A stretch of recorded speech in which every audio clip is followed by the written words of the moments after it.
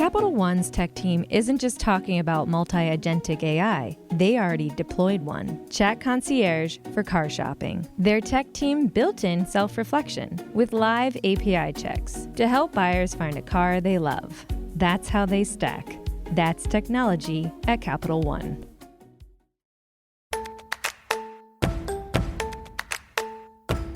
I'm Joshua Christensen. I'm David Salazar, filling in for Yaz. And this is Most Innovative Companies. On today's episode, Fast Company writer Pavithra Mohan. It's basically a 72-hour work week, working 6 days a week from 9 a.m. to 9 p.m. This sounds absolutely terrible. Hecox, Anthony Padilla, and Ale Catanese from Smosh. There was a comment that I saw recently where someone was like, Smosh, my favorite friendship simulator. And as always, keeping tabs. I did subscribe to it. I know. Josh, that's so bad. But first, here's the download, the news you need to know this week in the world of business and innovation.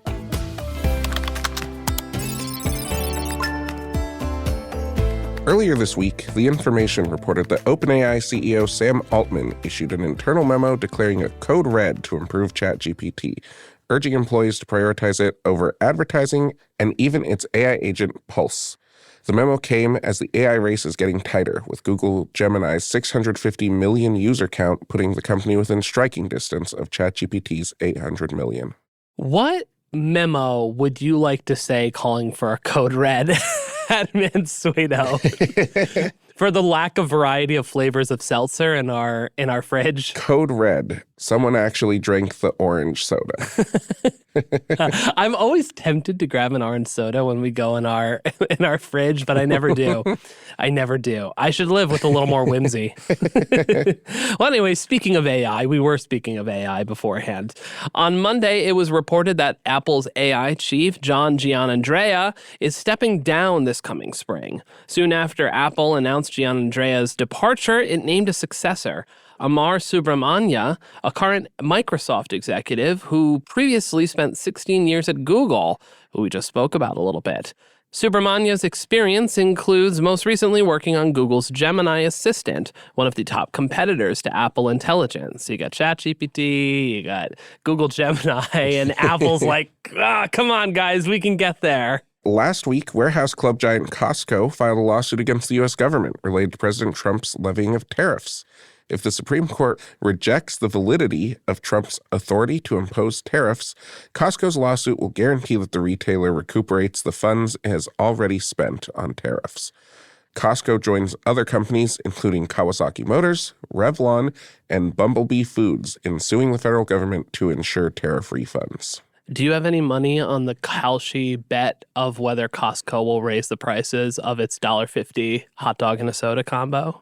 No, I remember this report that was circulating, though, and I can't remember if it was actually real, about like how in a meeting the CEO of Costco or like the founder of Costco was like, if you raise the price on the hot dog, I will fucking kill you. It's that Ozark meme. You're gonna have to fucking kill me. Drop the sound in. Well, speaking of Kalshi, it was on my mind because it's our next news story. The prediction market, where people trade on world events, announced on Tuesday that it raised $1 billion. This is its third round of financing this year. The money doubles Kalshi's valuation to $11 billion. Major investors, among others, were Paradigm, Sequoia Capital, and Andreessen Horowitz, so the usual suspects. Kalshi said it's seeing $1 billion in trades every week, which is 10 times as much as last year. Disney is slated to finally announce Succession. Disney is slated to finally announce its replacement for current CEO Bob Iger in early 2026. Iger first took the helm of Disney in 2005 after a shareholder revolt and has since postponed his retirement 5 times, and he's ousted several potential replacements from the company. Disney is expected to select its next chief executive from within, with television head Dana Walden and Parks chief Josh D'Amaro being seen as top contenders. Iger, whose contract is set to expire at the end of 2026, is expected to aid in the transition by training his replacement. And finally, Omnicom, which is the big marketing agency conglomerate, finalized its acquisition of the Interpublic Group. As part of the merger, they are cutting jobs to save $750 million a year. 4,000 people will lose their jobs, and some of the agency's brands are going to close altogether. Both of the companies have been reducing staff, though, even before the merger. IPG let 3,200 people go this year, and Omnicom had also laid off 3,000 employees last year. Real downer to end this on. Love when we have layoff news. It's all been downhill since the Mad Men days. Yeah. Listen, since you can't sell cigarettes anymore with an advertising campaign. I mean, that's literally what Mad Men is about. I know. That's why I said it. That's so good. And that's the news you need to know today. So, David, what is your favorite YouTube channel? Okay, so here's the thing. The answer that everyone assumes, the answer is NPR's music channel. That's a good one. You did cover that. We talked to you about this on the show. But one that I watch that is honestly kind of like deeply middle-aged content is this channel called Jeb Brooks from greenergrass.com. And it's just like this guy from North Carolina who does like travel reviews. He's like, is the United first class better or worse than Delta's first class? And I get to live a little vicariously through this guy who I love that. Dresses like my dad. And he like married the producer for the site last year, and it's very sweet, but it is like pretty mind-numbing content. What about you? I love that. Oh my God. I have a lot of different YouTube channels I do, partly out of like professional curiosity. So YouTube has their Wrapped, like Spotify does a Spotify Wrap, and I was looking at my YouTube Wrapped this year.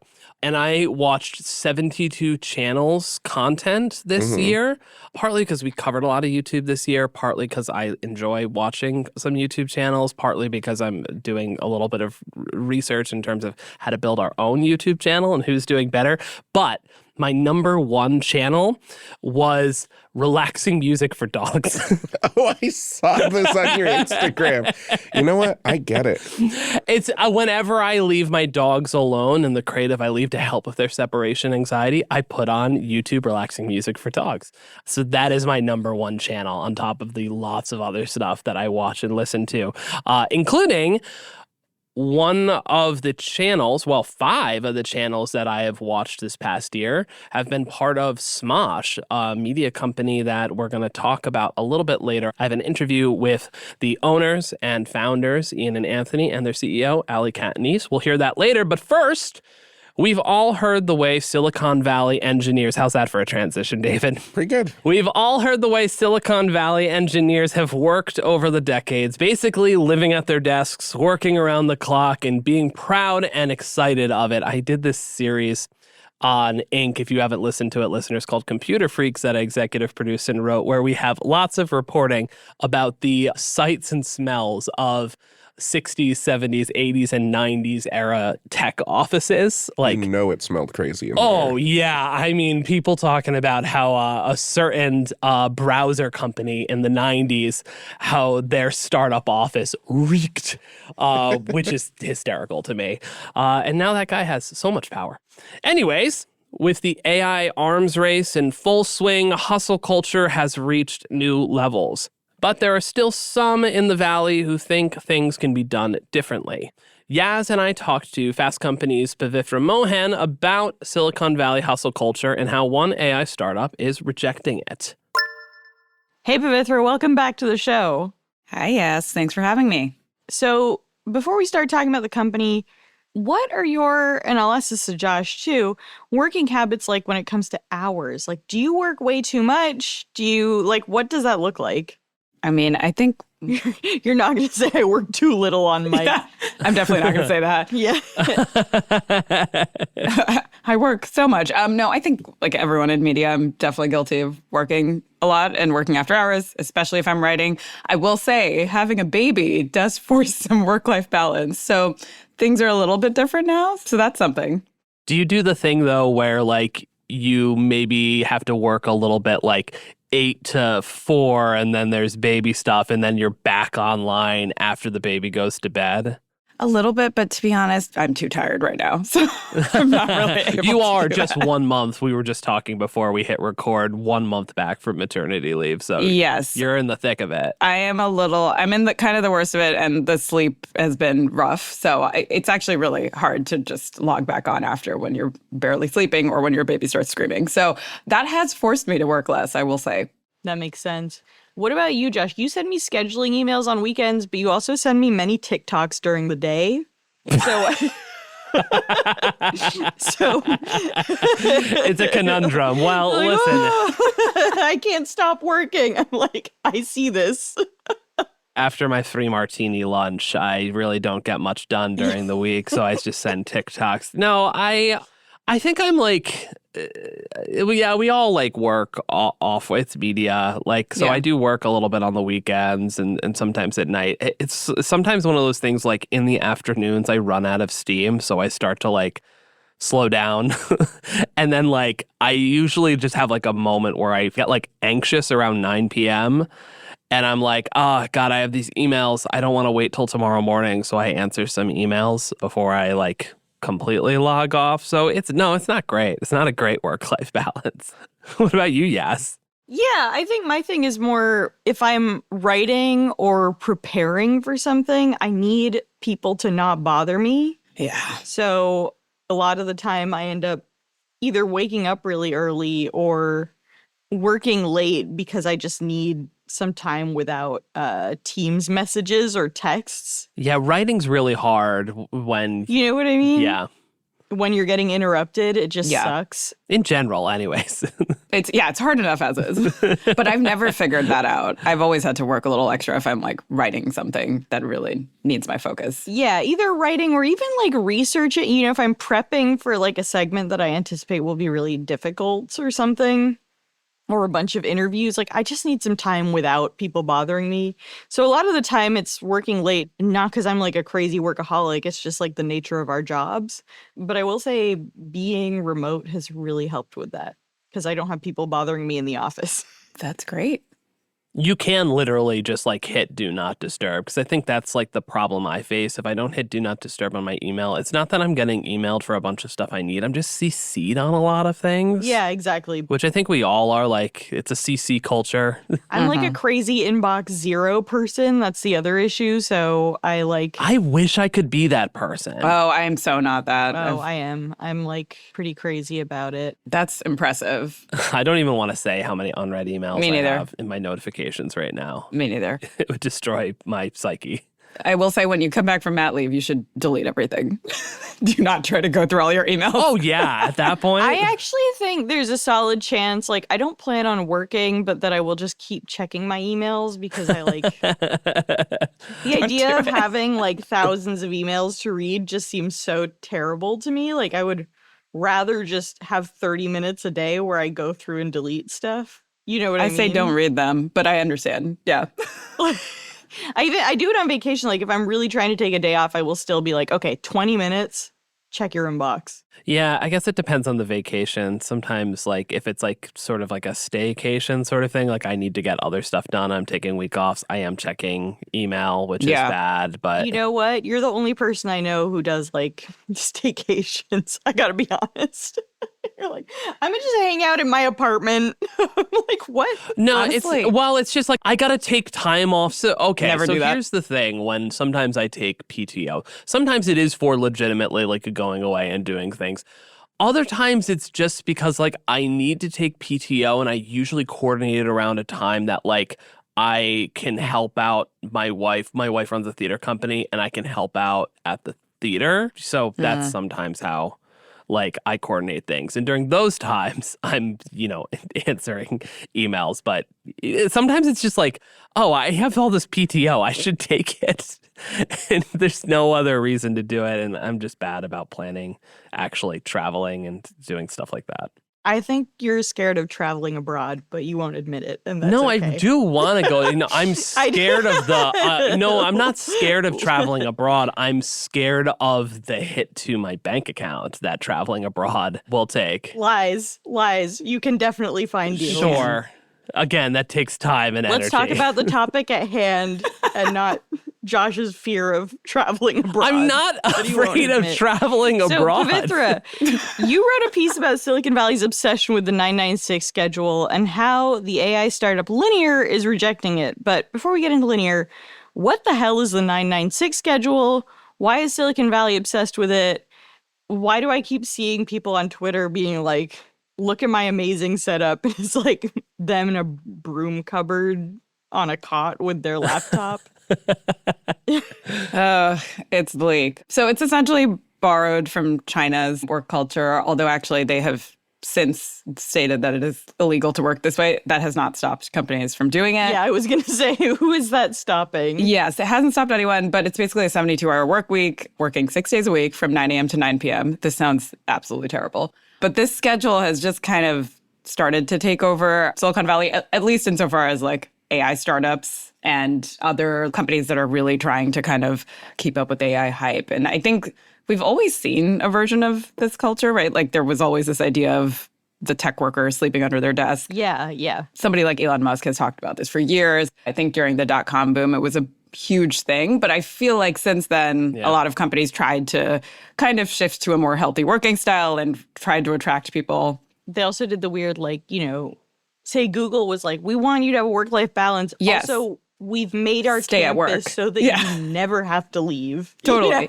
Yes. It was always an illusion. Yeah. Yeah. Absolutely. But I think at a minimum, they were giving lip service to this idea of balance, right? Or at least they were feeding people while they were stuck in the office. So, there's something. But I think with the sort of AI arms race, this culture has kind of come back, and we're seeing people brag about the number of hours they spend at the office and being there over the weekend, and kind of talking about this as like really a race where like to keep up, they simply must work at this pace. And so we've seen this like 996 culture kind of slowly growing in popularity as a result of that. And I think there's also just been kind of a clear message from a lot of like CEOs, both at smaller startups and big tech companies, that they just have to move at this pace. And I think that is fueling this shift as well. And companies are being like pretty explicit about this in some cases and like stating that in job postings or, noting it in interviews and whatnot. How do you square return to office with all of this? Like, do you think this is part of the same trend? I think a little bit. I do feel like we have now reached a point where we're kind of back to the pre-pandemic working style, right? Like return to office, like we've returned to the office. Like there's not much. Well, I don't know. Like we still do like 3 days, or I feel like a lot of companies, but Conde across the street is getting everybody to come in. This is the thing. Right. I think a lot of places have actually quietly gone back to in some cases quite loudly, but also more quietly have gone back to the 5 days a week in office. And I also think, in fairness, a lot of companies, even pre-pandemic, were like fairly flexible. They just weren't very explicit about it. Like there was always this idea that you could work from home. I think we also had that culture. And in a weird way, they're actually being more rigid about it now at a lot of companies because they're saying you have to be in these days when in the past, like there was no issue with working remotely a bit. So I do think it's all related to that, like getting people to be physically in the office. It definitely feels a part of this like broader shift. But I also just feel like we've passed the sort of pandemic era of working and we've like reached this new sort of intermediary space.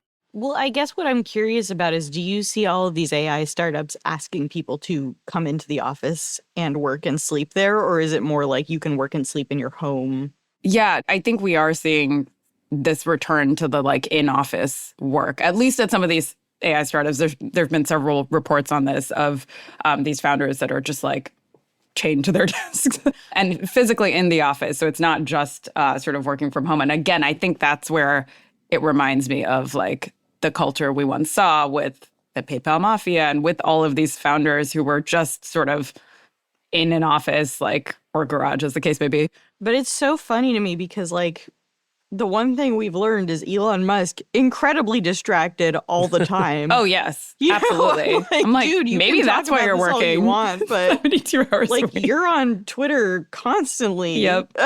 I know. You see all these things like 996 culture. You got to hustle. We are working super hard. And then you see the video of like Alex Karp with a sword. And you're and you're like, are you well, really that productive? Is this work? Why are you so good at swordsmanship?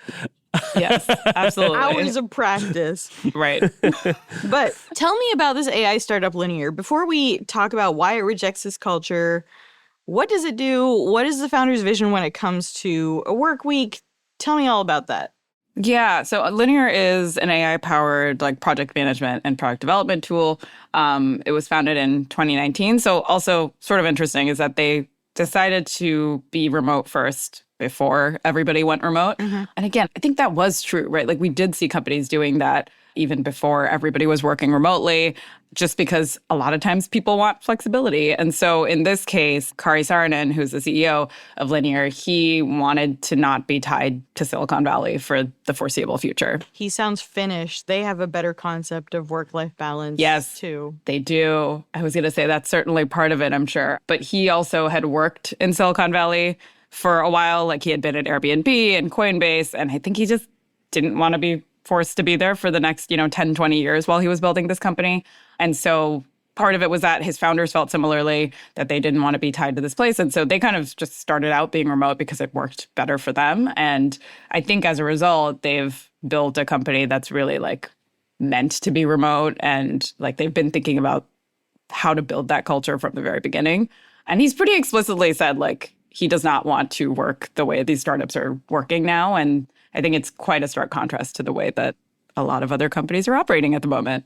Well, I feel like you can let people, you can be a remote first company and say all these things, but how has he sort of implemented this culture in the office? Like, how do you actually get your employees to log off? Yeah. I think that's really hard. You know what I mean? No, absolutely. I think that is very hard. I suspect a lot of these CEOs are not able to accomplish that in many cases. I think the best you can do is kind of embody it yourself. But yeah, there's the classic, like, listen, we want you to have a work-life balance as long as you get your work done. Yeah, and totally. You're like, well, we've all probably experienced this. Yeah, Yeah. I think that's a big issue. And I do feel like it's hard to get people to actually log off, even if you are saying that this is the culture you want to build. I think it does help if you are embodying it to some extent. But to me, that is like still a challenge. how does he personally embody it? Well, Is he he just has like, bye guys. Yeah. Like, 5 p.m. on Slack. It sounds like yes. I mean, he also is like, look, I have a family life and I want to create room for both my family life and work. And he also just talks about how he really does believe that people doing other things outside of work helps them be better in the workplace, helps them be more creative. Like they're able to kind of bring those experiences into their work as well. So I think all of that helps. But I think it's a real challenge, honestly, especially with, in a sense, like with remote culture, it's harder, right? Because you're not physically seeing when people leave the office. I feel like when I've been in the office late, people have told me to go home, which, I mean, that's not saying much because I could go home and continue to work. But, Yeah, exactly. Like, but it's something. okay. Yeah. And so I do think it's hard. I feel like they have very explicitly talked about this being the culture they want. And it sounds like they have attracted people who want a similar working style as a result of that. And again, I think it is quite a contrast to the other AI companies that we're seeing right now who are explicitly actually telling people, please work more, and we're going to expect you to work more if you come here. So I think a lot of it is also just kind of the messaging. I guess the next question is Linear doing well? Like, That's a good question. Yeah, I mean, they've been profitable for several years. Their valuation is over $1 billion. They've raised like over 80 million this year alone. And so I think he also feels like, hey, we are kind of an example of a company that is doing all of this yeah. and still finding success, contrary to Elon Musk's theory that you can't change the world in 40 hours a week. So yeah, they are doing well. But it was a question I had as well. Is this company doing well, but also do they maybe have the advantage of being profitable and not needing to kind of cave to investor pressure as a result, right? Seems like the Linear founders didn't want to be stuck in Silicon Valley. Do you see a fully remote model happening again when it comes to AI startups? I feel like half of these startups are trying to employ workers abroad to pay them less, right? So it's like half of your company is already abroad. Mm-hmm. Anyway, what does that look like? Yeah. I mean, this makes me think of Jamie Dimon, actually, when he said, Like, Yeah. we absolutely need everyone back in the office. However, our call center can remain remote because they're very efficient. They're doing great. I know. And it was also like, dude, you like signed either a lease or you had constructed this insane headquarters over absolutely. a number of years and now you have to Yeah. justify it, which I totally Yes. get. But Which I think every one of these companies was doing to some extent, right? yeah. Everyone who moved into Hudson Yards is like, fuck. Oh, God. Yeah, I mean, I think that we will start to see a shift. I don't know if we're going to see AI companies like embracing remote first work. But again, I feel like we've always seen like certain tech startups be remote or at least flexible just out of necessity in a lot of cases, right? They need to hire people who do not all live in one place, or as you said, like hire cheaper labor abroad. So I feel like that idea is not new and like we haven't entirely moved away from it just because return to office has become such a thing. So my feeling though is that we're not going to see it at some of these like really, really hyped AI startups where they need to have people in the office or they're trying to build a culture of people being physically in the office. Also, in a lot of these cases, like these are young people, right, who don't necessarily have the same Yeah, they need friends. needs for flexibility or to eat or sleep, apparently. But Also, I do feel grateful, like, you know, to have spent the first, I don't know, 10 years of my career, I guess. Yeah. Like, more going into the office because I learned how to work. You know what I mean? Like, I feel like Yeah. going straight into a remote job after college would have been pretty difficult. no, there are definitely things you Yeah. really need to kind of feel out in an office. I mean, even just getting a sense for the culture and politics of a company. Like, there are just things you don't fully understand when you're remote. I do also think, though, we sometimes take for granted the value of being in person and like the culture that is inherently there when you're in person. I mean, it takes effort to build that, even if your company is entirely in office, right? Like, I feel like we often talk about how it's difficult to create this remote culture, but I think the same can be said of being in an office and just like staring at each other Totally. while slacking or using Teams to communicate. Linear also does something else that is kind of unique when it comes to hiring. They do something called a work trial, which sounds like a nightmare to me. But what does that look like? Yeah. So when they get to, a certain stage in the hiring process, so these are going to be people that they are very seriously considering hiring. They are then invited to participate in what they call a work trial.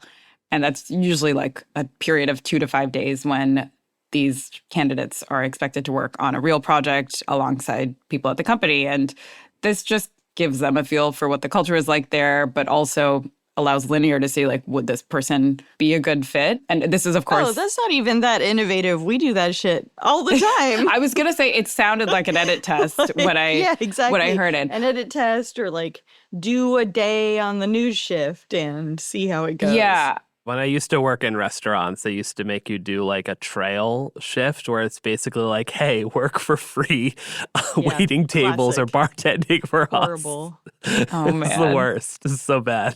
Yeah. I mean, I think it's maybe a little more unusual in this space, but also I do feel like the idea of working alongside people is kind of important. Like, I'm thinking of an edit test as being something you kind of do on your own. Also, notably, not paid very often. And this is obviously a paid work trial, but it seems like the sort of thing that if you are focused on hiring the best talent or like poaching people, you are not stopping to like do this step of the process, right? And so I think it's more unusual in that regard, but I completely agree that there are versions of this in other industries. When you spoke to him, did he share any examples of like a work trial that either went super well or really bad?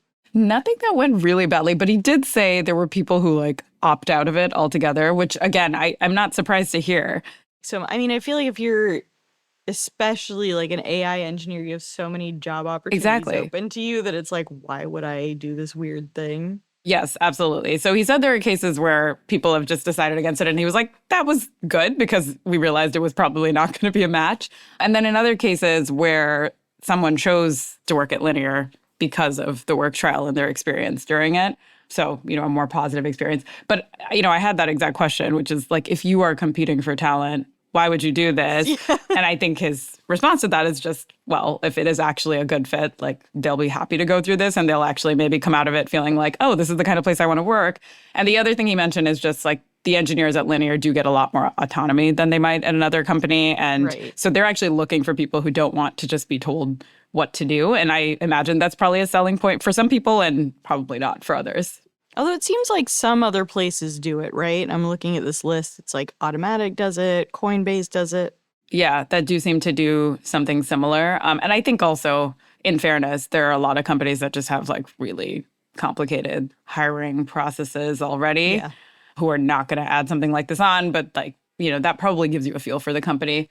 But I do think the idea of like actually having to be embedded within the company to some extent and like figure out if this is a place that will be a fit for you is an interesting one in this space that is like growing so quickly and where people are just like outbidding each other to hire people. My last question for you to wrap up this segment is, how genuine do you think Saarinen is? And by that, I mean, like, how real are these kind of policies? Did you get the impression they actually impact workers' lives? I think so. I mean, like, you know, he's also a designer by background, and I think probably thinks a lot about how he's like designing his workplace as well. But it does seem like people really enjoy working there. I mean, they put out this video that feels very not corporate, you know, it's, if that makes sense, like not people just sitting there being asked, like, do you like working here? Yeah.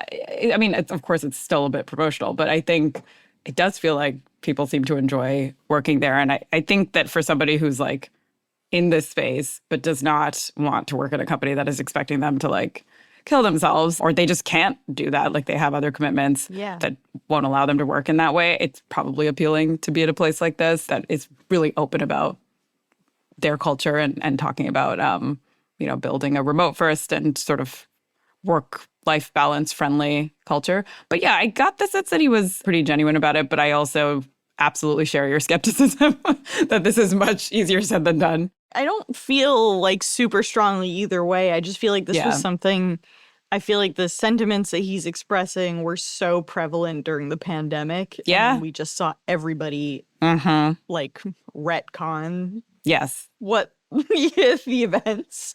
I think, I think that's totally true. I also think that you can do this at a certain kind of company, right? And so it strikes me as the sort of smaller, focused company where like they have over 100 employees, you know? Yeah. It's vastly different to do this at a startup like this versus a huge big tech company. And I think like that is the reality. Like this kind of culture is like difficult to scale. And so I tend to be like much more skeptical actually of the CEOs that say this when they are running huge companies. Right. Because I just don't think the culture really can scale. I think you just are answerable to too many other people. But yeah, I know exactly what you're thinking because I had the same thought. Yeah. Well, thanks, Pavithra. We'll be back with Pavithra for keeping tabs, but first a quick break, followed by my interview with Smosh.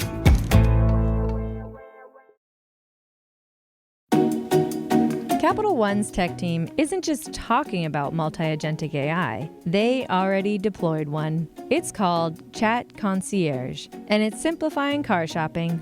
Using self-reflection and layered reasoning with live API checks, it doesn't just help buyers find a car they love, it helps schedule a test drive, get pre-approved for financing, and estimate trade-in value. Advanced, intuitive, and deployed. That's how they stack.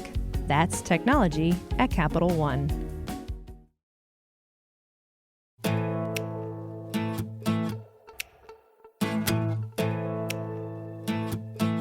In 2005, Anthony Padilla and Ian Hecox posted a video on their YouTube channel, Smosh, lip-syncing to the Power Rangers theme song. I mean, who hasn't? They had no idea that the channel they named after an inside joke amongst their high school friend group, I think it was literally, the story goes, one of their friends in high school said, oh, I jumped in the Smosh pit instead of a mosh pit.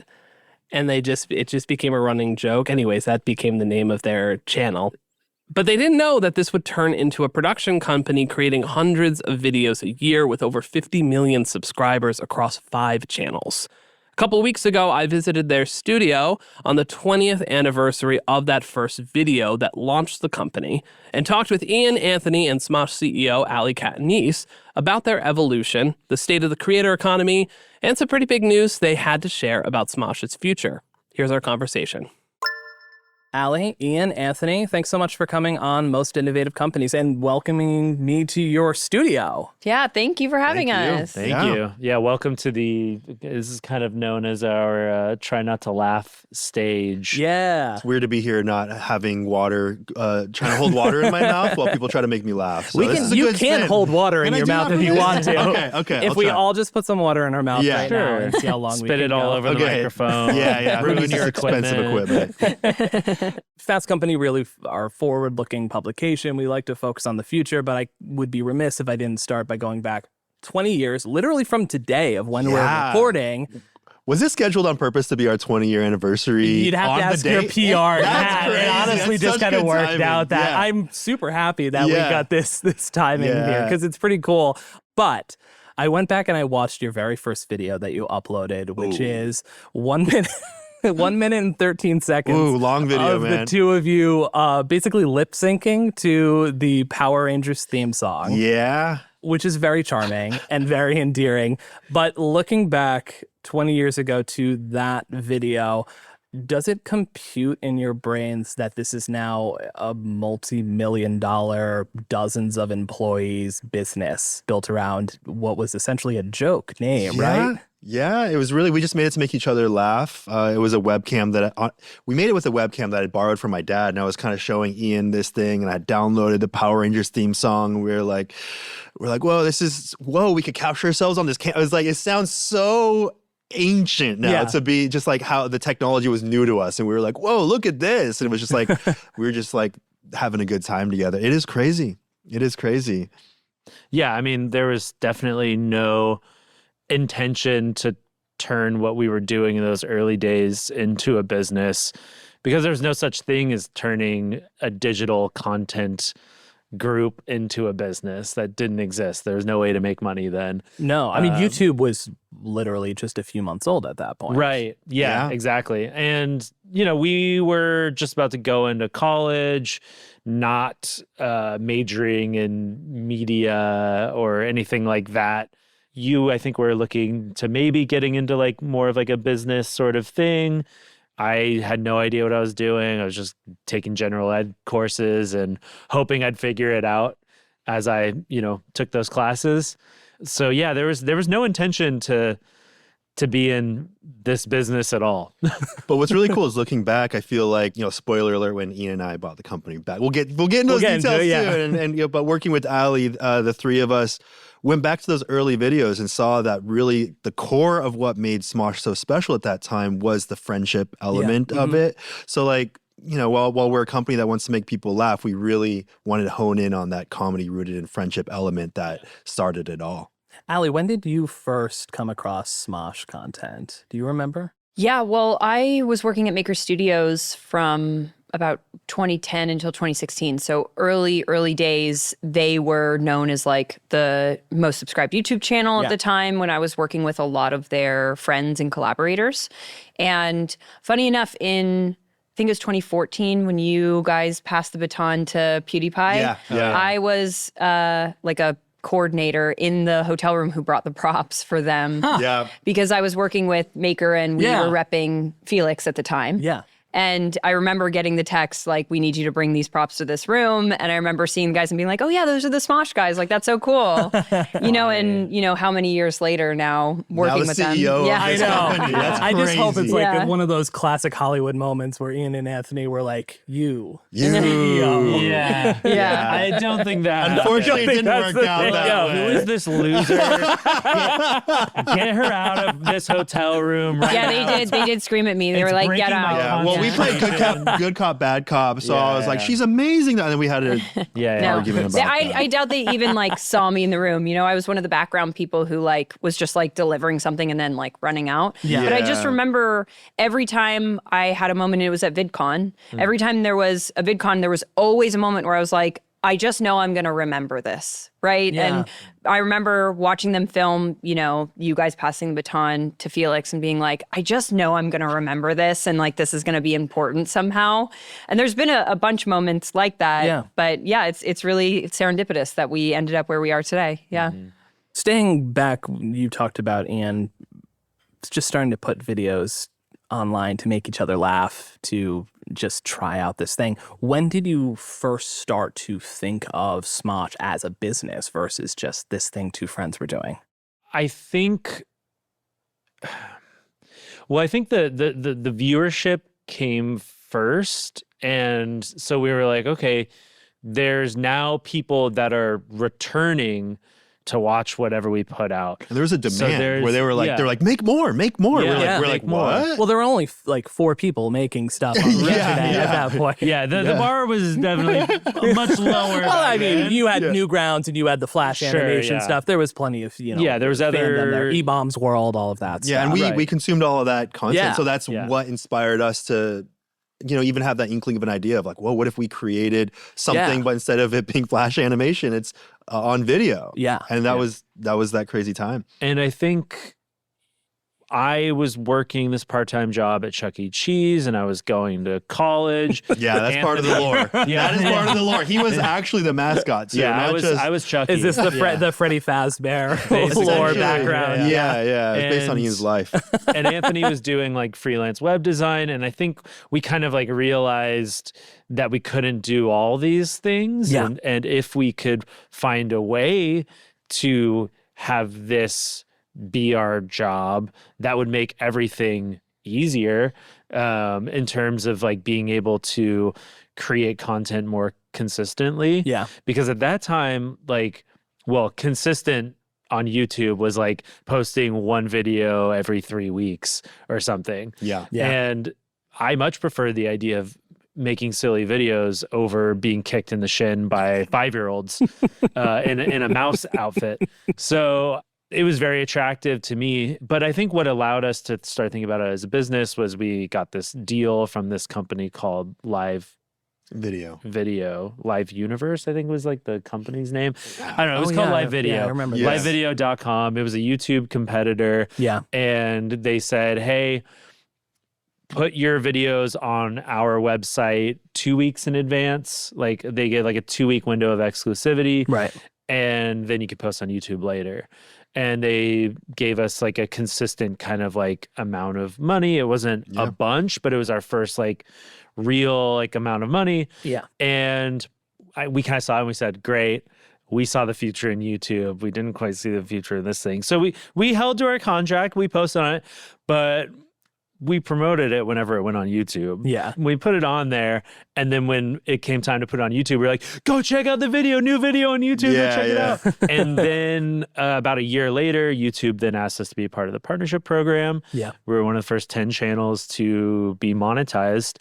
And that allowed us to like really like be able to focus on YouTube full time, move out of our parents' house, create content more consistently in this house that we rented. Yeah, it was a content house. It was basically one of the first the original houses. content houses, maybe a little less problematic content house. Yeah. Well, what ended up happening was that we had nowhere to escape our work. So we just did nothing but work and work and work. Yeah. And you were working in digital media still when it's in a nascent age, and people were, I mean, honestly, people still feel like digital media is in a nascent stage. Like I had an executive at a legacy media company ask me one time in like a desk side sort of chat. I'm not going to call them out here. And you can name them. Go ahead. Do it. It was Bob Iger. So Barry Diller,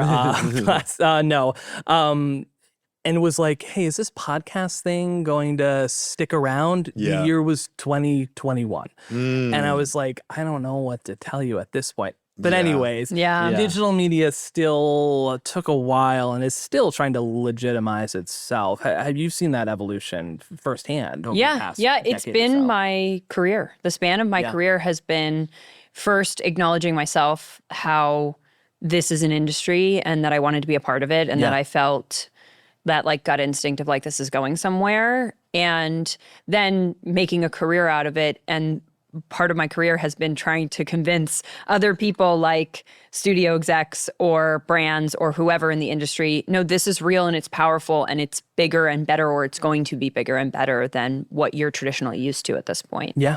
And a lot of that, even when I was in the management world, I got brought into anonymous content, and they founded an emerging platforms department where I was supposed to be working with digital talent. I had signed Anthony at the time. Yeah. And they were like, should we make podcasts? And I remember being like, you guys are 5 years behind. Like, you should have been making podcasts by now, not questioning if you should make them at all. Yeah. You know, so that's been a huge part of my career, is just seeing this evolution, but also being a part of the movement to actually tell people and like try and get them to understand this is bigger than what you're used to. And this, the implications of what our industry haven't even been fully thought through. Yeah. You know, so where we're at now, I think is like barely the beginning of where this is going to go.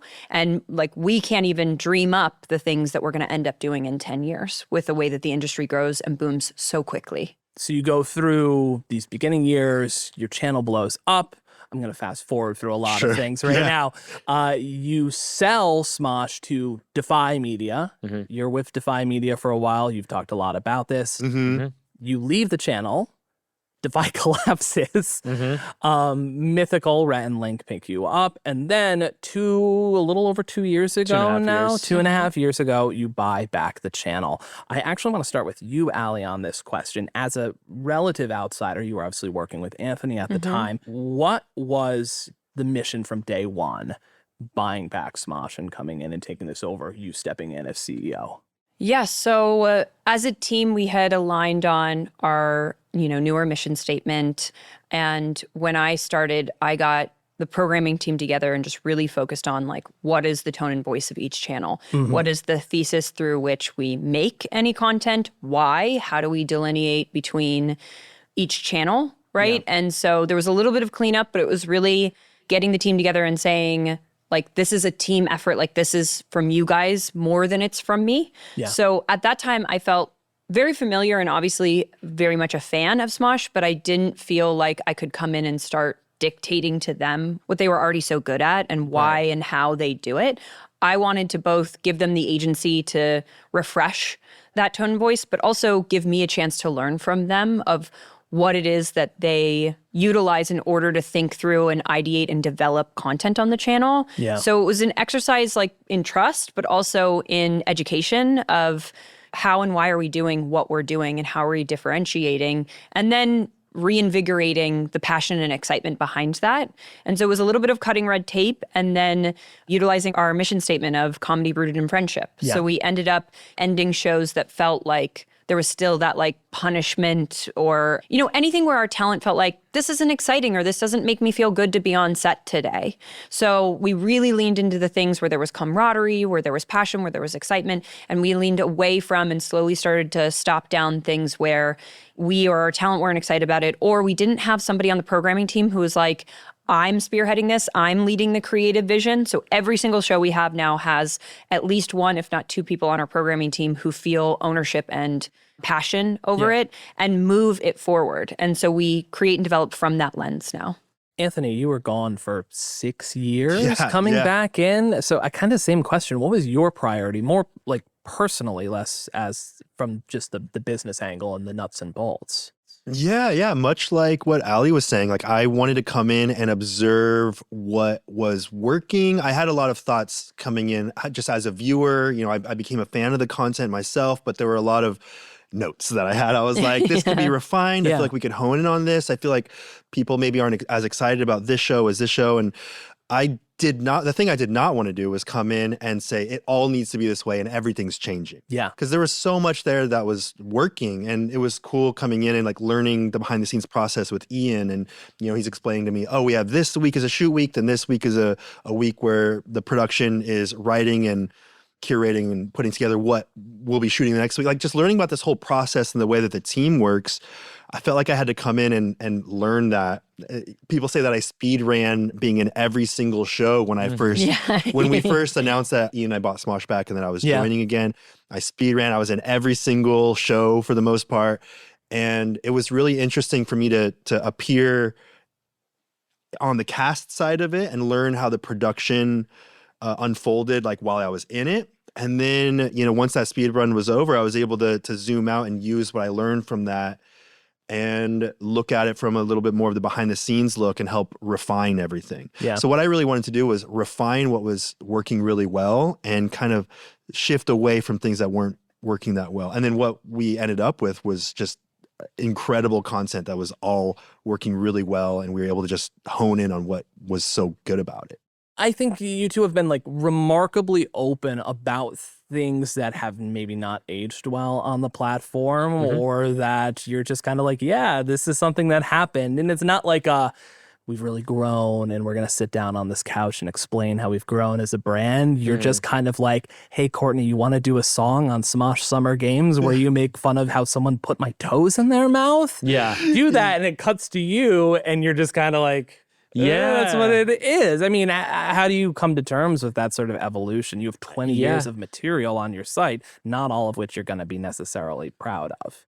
I mean, like, I think it's kind of like, the typical like film technique of like show, don't tell. Yeah. Like if we can show that we've changed, we don't need to like sit down and apologize for our past videos where we had a bunch of like bikini girls and like calling things gay, like it's like people can see through our actions and how we represent ourselves now, that those things that we did in the past don't represent us today. We don't need to sit down and like play a ukulele and apologize for those things, because people know where we are these days, and they know where we stand on like those kinds of issues. Yeah. So I think it's great to just be able to grow. Obviously, comedy is the thing that ages the quickest. Yeah. And I massive credit to our audience for understanding that, because our audience has never like really truly held those old things against us and tried to like stir up a campaign to cancel us or whatever, because we've shown where our values lie.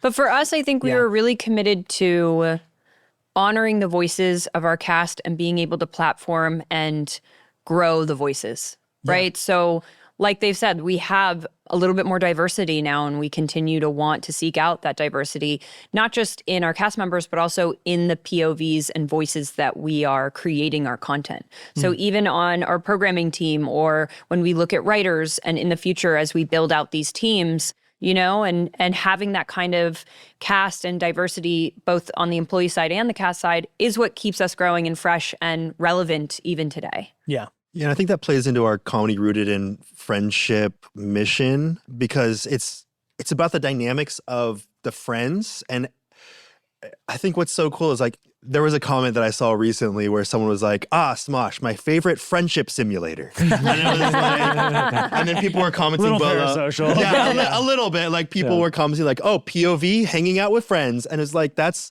what it's about. And it doesn't matter what people's backgrounds or culture are. It's like, can we make each other laugh? Can we support each other? Can we, encourage each other to take risks and be silly and not care too much about being judged? And those things are universal. I think those are things that all humans want.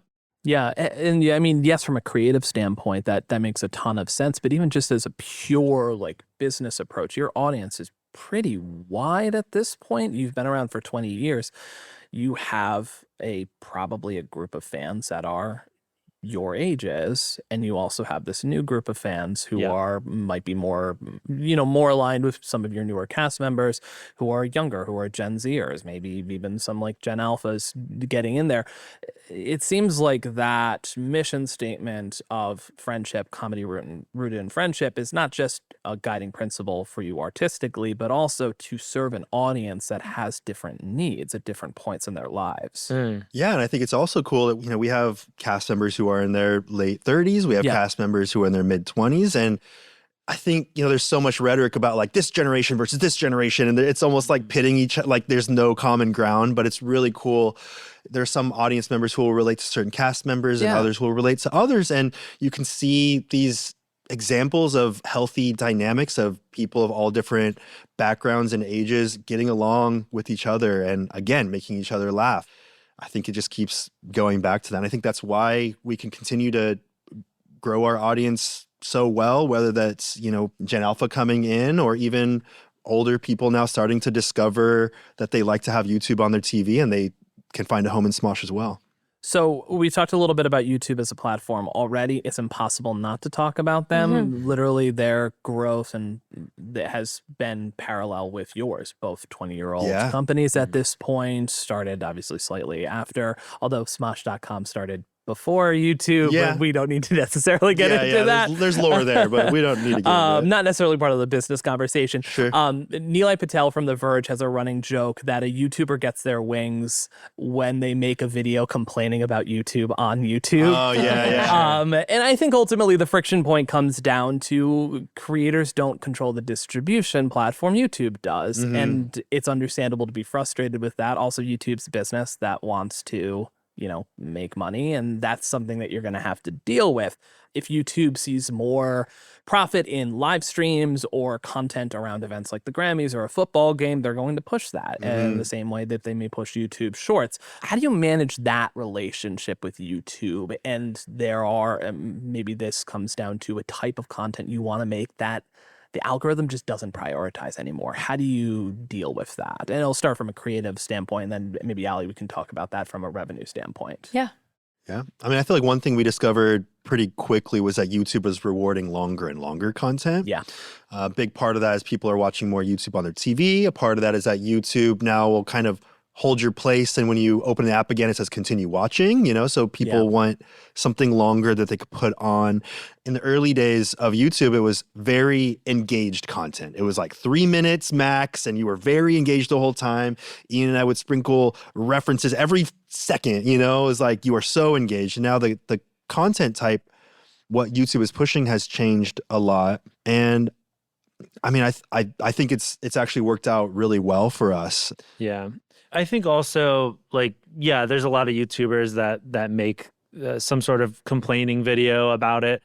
I do think that creators are definitely a very important part of YouTube, but I think some creators have an inflated sense of how much their content affects the platform. Yeah, because there is just so much on YouTube that I think if you took the top 50 creators, the percentage of viewership of their content compared to the rest of the viewership on YouTube would be like a little tiny sliver. So I think for a creator to spend their time complaining about the algorithm rather than trying to figure out if their content or their audience is even interested in their content anymore, I think it's maybe just not the right use of their time.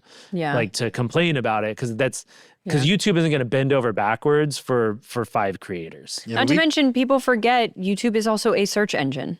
So second biggest search engine after Google, which is owned by the same company. Right. So interesting. Like Ian's saying, even if a creator is struggling on the platform and then they get this, disillusion that, oh, I should complain about the algorithm to get YouTube to adapt to me. It's like, we know that we're not YouTube's biggest priority. We feel a priority with them. Our partner manager certainly makes us a priority, which is wonderful, and we're grateful to that. But when it comes to running a business, you can never put all your eggs in one basket. Because if 20 years has taught us anything at all, or everything, it's that we have to diversify our revenue and we have to be adaptable. So Alphabet had an earnings call recently where Sundar Pichai, their CEO, laid out a bunch of different revenue goals, but also part of what was in that for YouTube was that YouTube Shorts on a per watch hour basis is outpacing core YouTube advertising dollars. Now, obviously, it's a little crazy. The metrics are a little, because it's short form content versus long form, is a little off. But when someone brings up something like that in an earnings call, it means that they are pushing that format. Is Shorts and vertical video writ large off platform becoming more part of a revenue picture for you, or is it still mainly a promotional tool? It's definitely still mainly a promotional tool. We are seeing a significant amount of revenue from it, but not enough that it competes with YouTube, nor does it compete with the branded content that we do. So it's still valuable to us. Like, TikTok in general, in my opinion, does not offer the best revenue share. Right. For any platform out there. I see a lot of creators on platforms like TikTok and Snapchat, and the labor that they have to put into it and the boundaries that they have to cross.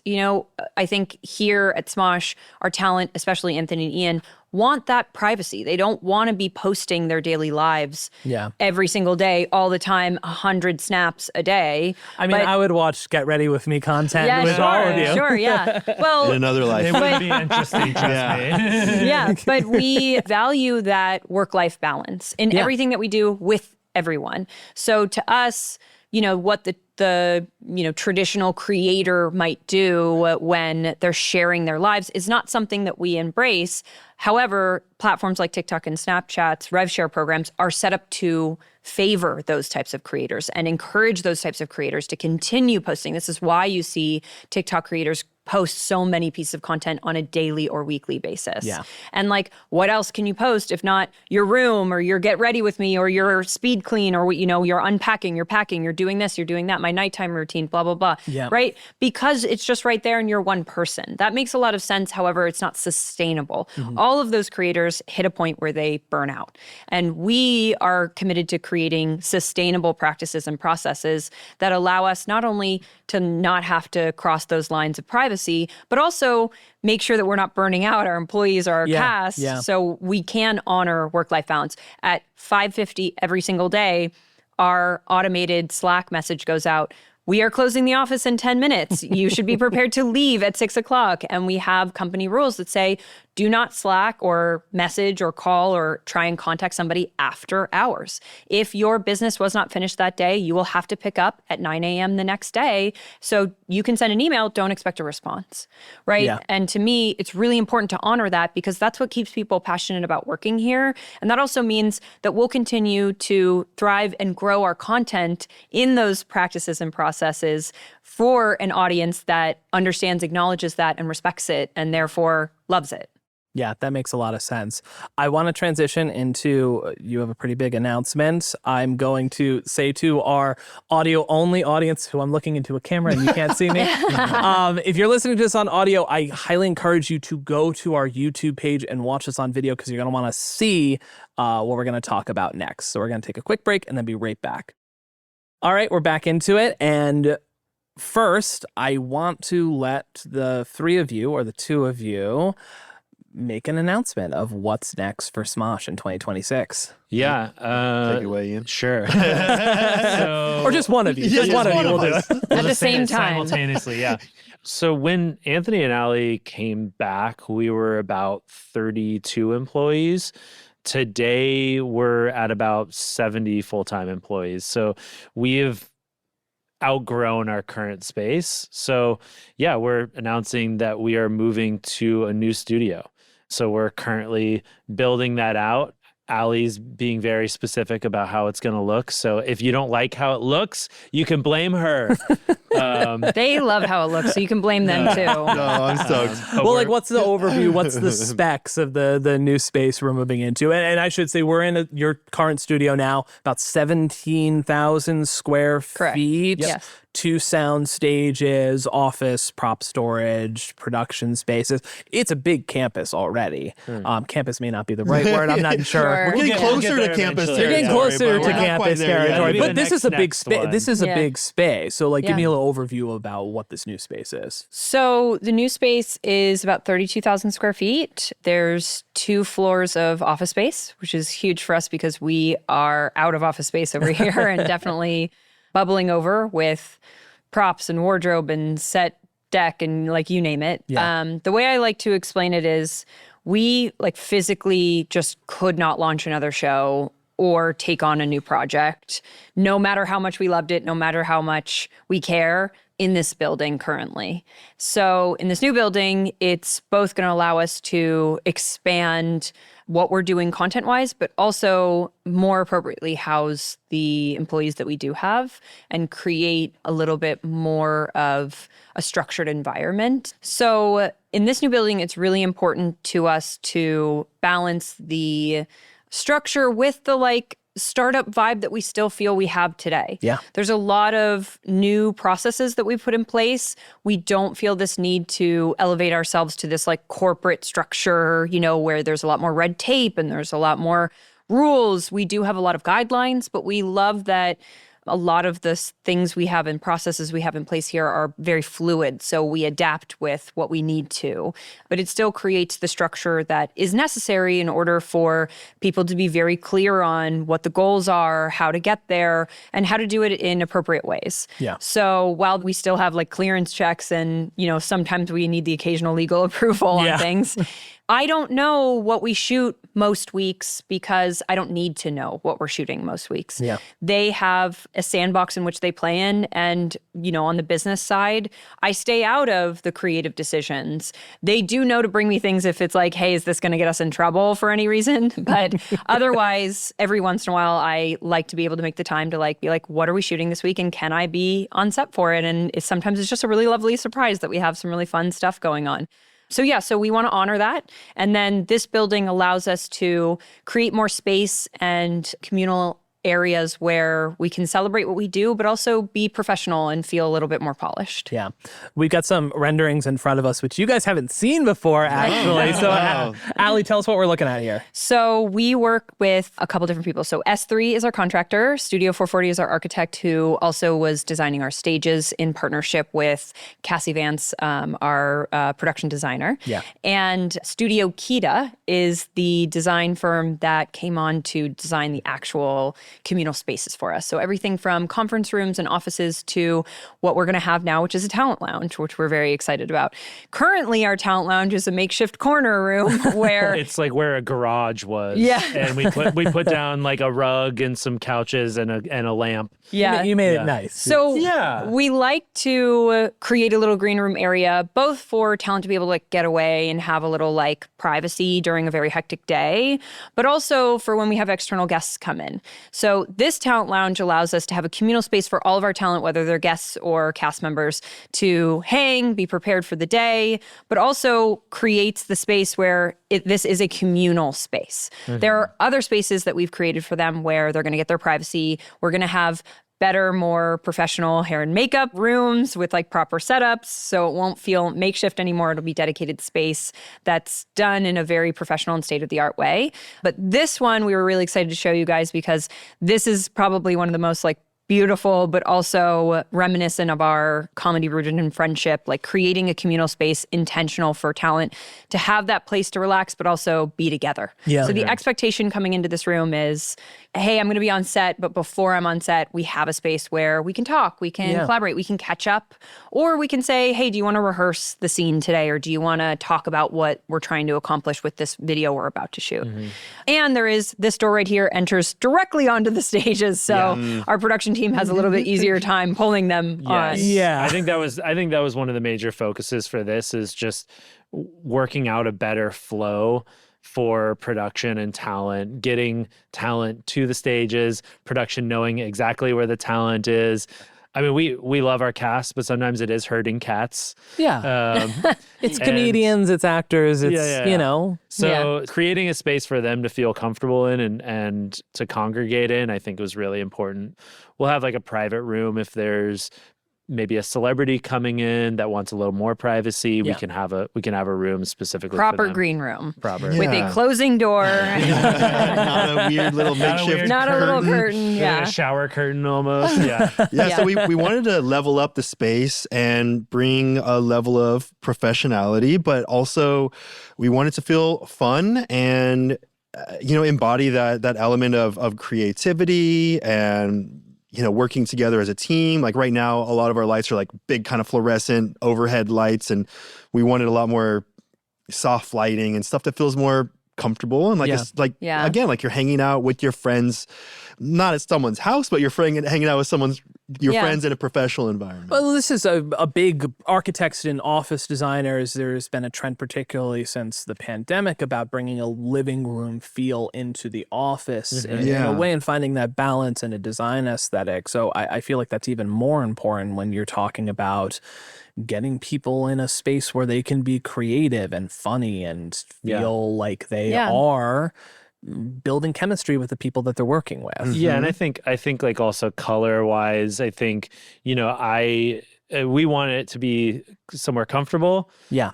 But I also don't want people falling asleep. Yeah. I've seen some of these like production companies, and they bring in and everything looks very calm. Yeah. And I'm like, man, if I sat down on that couch, I will fall asleep. So I think it was striking a balance between like comfortable, but also you're gonna stay awake, but also not hitting people with like Nickelodeon greens.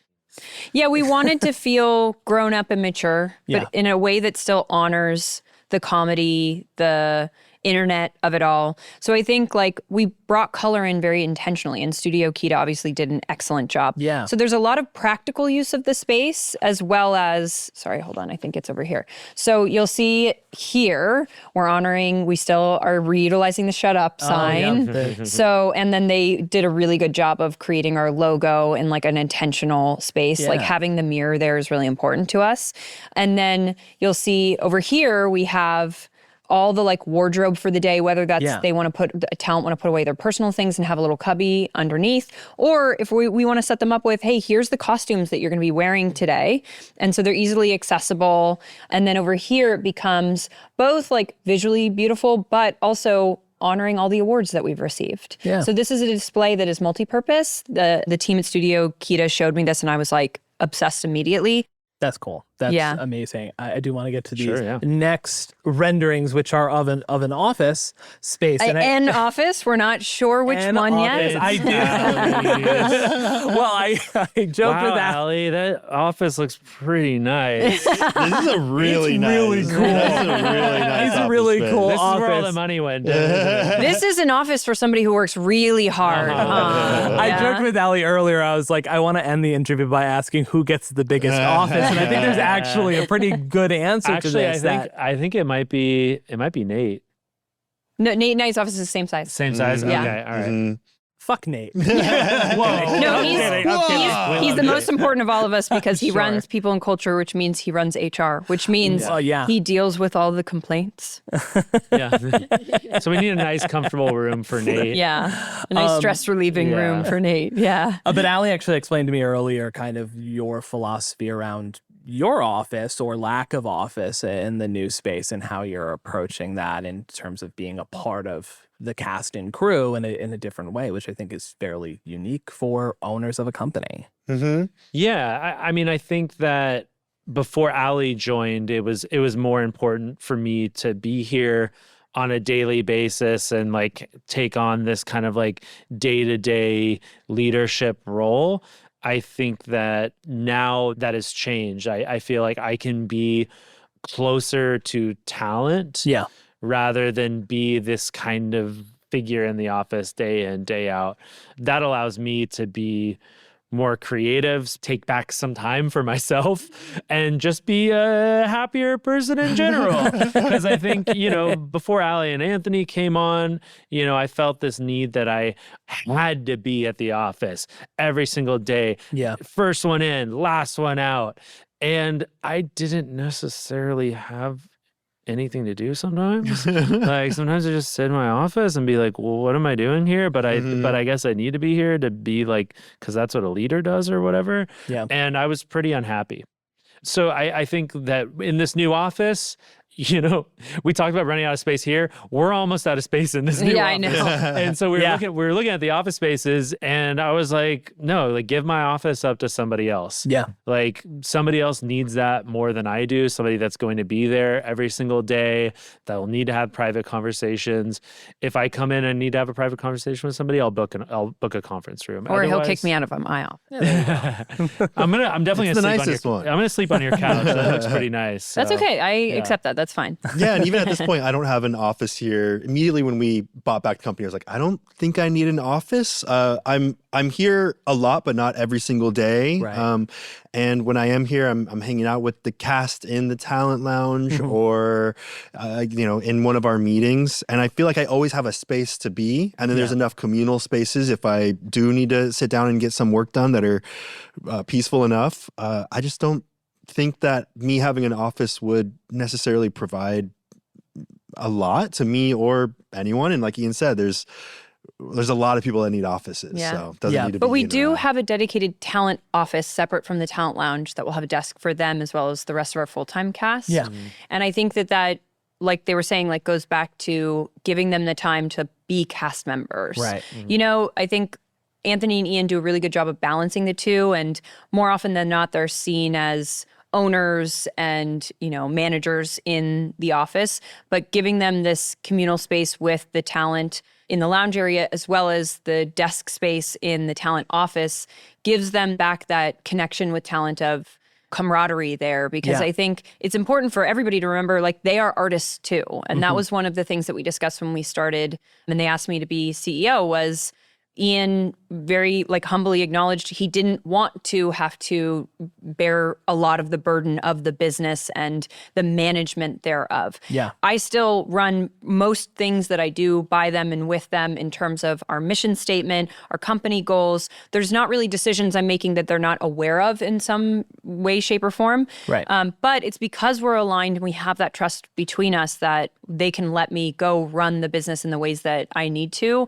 And they can focus on being artists and creators and making sure that the content as well as the cast are honoring the roots of the company and that collaboration that YouTube is even founded on. So what does longevity look like for Smosh, and what does the company look like 5, 10, 20 years from now?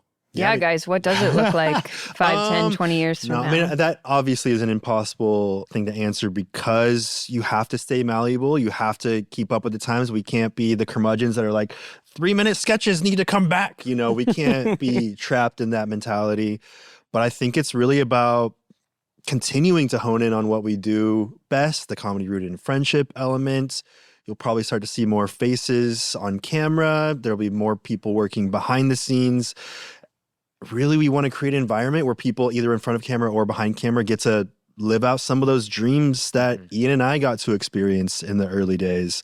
A lot of our cast and crew watched Smosh growing up and wanted to do something like that. Now they get that opportunity to do that. We want to continue giving opportunities for people to have that experience that we got to have when we were younger as well. Yeah, I think that's really the big thing is like the most important thing for us is to create a space that is attractive to both talent that is in front of and behind the camera. So as long as we can continue to do that, we'll continue to attract the best talent. And they will be the ones that will decide what our path forward is, because we're going to bring in people that have minds that are not our minds that are going, what are you doing? Yeah. Do this instead. And we're like, oh, yeah. And all of these course. people in front of and behind camera over the past 5, 10 plus years have helped guide Smosh to be what it is now. Absolutely. Yeah. I think that's a great place to end it. Yeah. Ian, Anthony, Ale, thank you so much. Thank you. Thank you.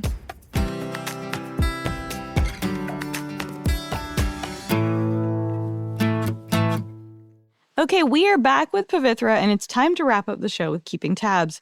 This is where each of us shares a story, trend, or piece of pop culture we're following right now. And Pavithra, since you're our guest, what are you keeping tabs on?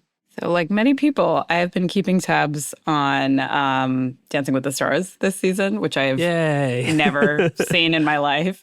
I actually have never watched it, but I'm like obsessed with the Secret Lives of Mormon Wives. Same. So I watched it partly for that reason. I never watched Secret Lives of Mormon Wives. It's really good. Oh, you It's, should. I mostly watched it for that reason. I would definitely enjoy it. Yeah. Yeah, it's good. It's very fun. And I am upset that Whitney was eliminated because she is a phenomenal dancer. But yeah, it's been fun. I danced growing up. I was a dancer for many, many years. And so Did you do ballroom dancing? I did not, but I feel like the kids who did ballroom dancing are always like so weird. oh yeah, so no. weird. That You know that what was I mean? not me. Couldn't be me. More than any other type of dance. Like people like the kids who were in Really? ballroom dancers always like, More than yeah, what the straight male hell? tap dancers? Yeah, ballroom dance is like a whole other level of intense. I think. Yeah. Yeah. I just loved the Andy Richter storyline this year. Beloved Andy Richter. beloved. It was great. It was lovely to see. I was like, could you please leave this show? But at least this time it was Andy Richter and not the season when Sean Spicer kept being voted along by. Oh no, that's not great. That was weird. They didn't have a criminal this season. I think that's Well, Jen Shaw just got out. So next season? Time. There you go. Next time. Usually they have one. Yeah, but- usually. Next time, who is the just pardoned former president of Honduras? Can he be on? God. There's so many options. That would be so good. There are a lot of options. The J6 choir. Josh, what are you keeping tabs on? Did you two read the story about David Sachs in the New York Times over the weekend? Oh, not yet. Dude, it was such a nothing story in the end. to read that. To me, I found the Twitter reaction really interesting because you can see like how much control billionaires have over the platform. But Yeah. like the vast majority of the story was like, tell me something I don't know. It's just so par for the course. Like, how many pump and dump schemes by members of the Trump family have we seen so far? It's like, so yeah, I kind of assumed that there was some self-dealing, but I don't actually care about any of that. I'm keeping tabs on the All-In tequila brand. Did you know that Yes. All-In had tequila? I actually did, No. unfortunately. Yeah, that was a $1,200 bottle of tequila. That was a little note towards the end of the story and the wow. David Sachs thing, which I want to launch an MIC brand spirits, but I feel like it would have to be an NA brand. Either NA or it would just be like rubbing alcohol. You know what I mean? It would be exactly. like so cheap. Yeah. What would be the And MIC terrible. brand liquor? Most Everybody's got a innovative. tequila brand. Yeah. Can we just, Yeah. well, $1,200 also? Sorry, I'm still stuck on that. I might, Yeah, I mean, that's- they charge like crazy amounts to go to their summit too. Yeah, God. that's the other thing. The ticket price to their summit was ridiculous. Didn't Ainsley go I'm to the sure. summit? No, she tried. She tried to go. Well, that's not. Yeah. I know it's like how I'm like obsessed with the Olivia Newsy stuff, but I don't want to pay for Ryan Liz's. Me Substack, neither. So I have Can to. someone Oh, send it don't to worry. me? Telos? Oh, I'll send you all the screenshots. Oh, don't worry. Oh do. yeah, Thank you. I did pay him. I did No. subscribe to it. Oh, I know. Josh, that's so bad. I came close, but I was like, Hey, listen. The storytelling, the structure of it, it's really great. Got me. I spend 20 minutes and find somebody who posts all the screenshots on Twitter. I found a few, but not the full like 2, 3, 4 parts. Yaz, what are you keeping tabs on? I've actually forgotten. Fuck, I had one before this, but I got sidetracked. Well, we're keeping tabs on this. yeah, So. yeah.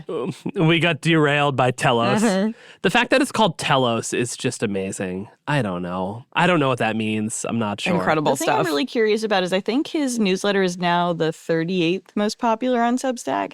Wow. And I want to know where it ranked before this.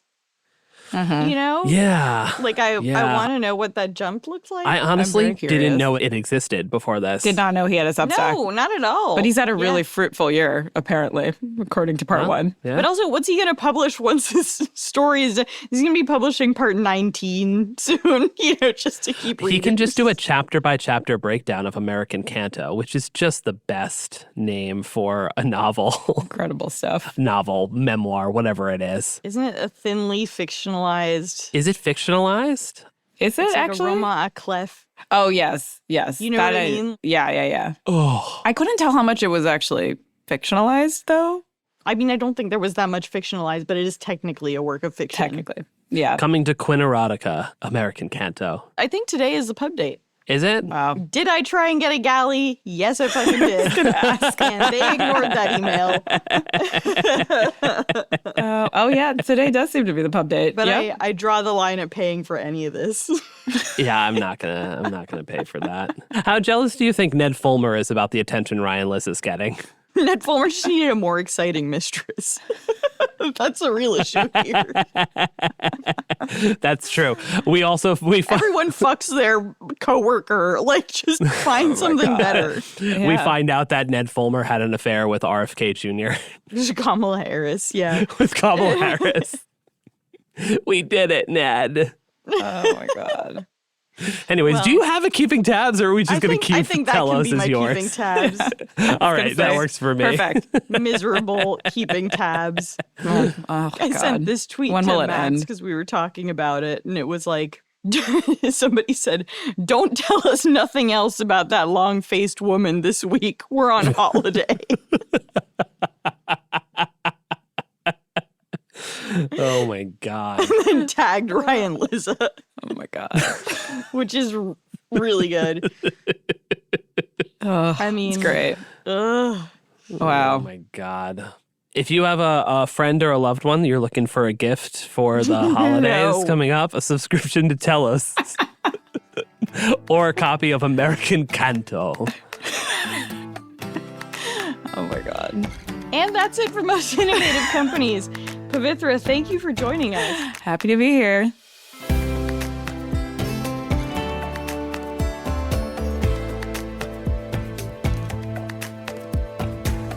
Our show is produced by Sam Gebauer, Hawa Atori, Blake Odom, and Mariam Kiparoitse. Editing by Matt Toder, mix and sound design by Tad Wadhams and Nicholas Torres, and our executive producer is me, somehow. Remember again to subscribe, rate, and review, and we will see you next week.